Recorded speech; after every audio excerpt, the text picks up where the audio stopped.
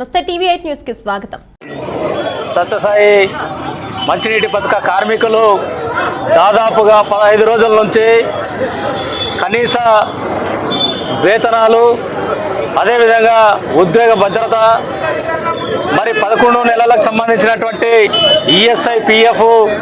మరి డబ్బులు, 7 నెలలకు సంబంధించినటువంటి వేతనాలు పెండింగ్ బిల్లులు ఇవ్వాలని చెప్పి 15 రోజుల నుంచి మరి శ్రీ సత్యసాయి జిల్లా వ్యాప్తంగా ఉన్నటువంటి సత్యసాయి మంచినీటి పథక కార్మికులు వందలాది మంది ఈరోజు మరి అనేక రూపాల్లో నిరసన కార్యక్రమాలు చేస్తుంటే, మరి ఈ సత్యసాయి జిల్లాకు సంబంధించినటువంటి జిల్లా కలెక్టర్ కానీ, అనంతపురం సంబంధించినటువంటి అనంతపురం జిల్లా కలెక్టర్ కానీ, 2 జిల్లాలో ఉన్నటువంటి మంత్రులు, ఎమ్మెల్యేలు కానీ ఏమాత్రం కూడా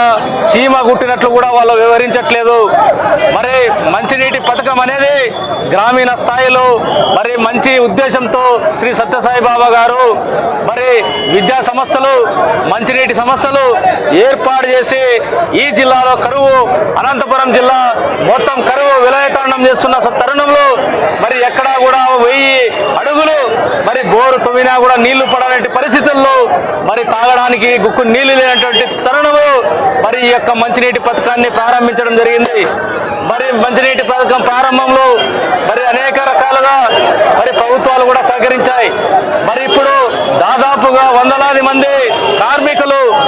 మరి వాళ్ళు అడుగుతున్నటువంటి న్యాయమైన డిమాండ్లు ఏమంటే, రేట్లకు ధరలకు అనుగుణమైనటువంటి మరి మాకు రావాల్సినటువంటి వెంటనే బకాయిలు ఉన్నటువంటి జీతాలు కానీ, మరి ధరలకు అనుగుణంగా ఉన్నటువంటి వేతనాలతో కూడినటువంటి